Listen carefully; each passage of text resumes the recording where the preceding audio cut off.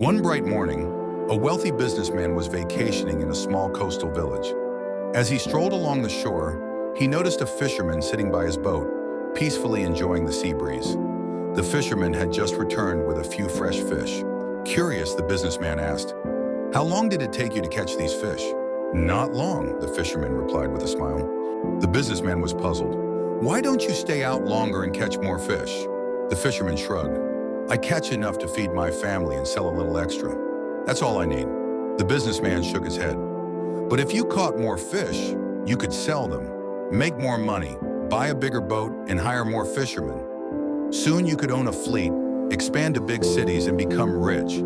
The fisherman chuckled. "And then what?" The businessman, excited, said, "Then you can retire, relax, and enjoy life." The fisherman smiled and replied, "But I already do. I spend time with my family, relax by the sea, and fish just enough to be happy.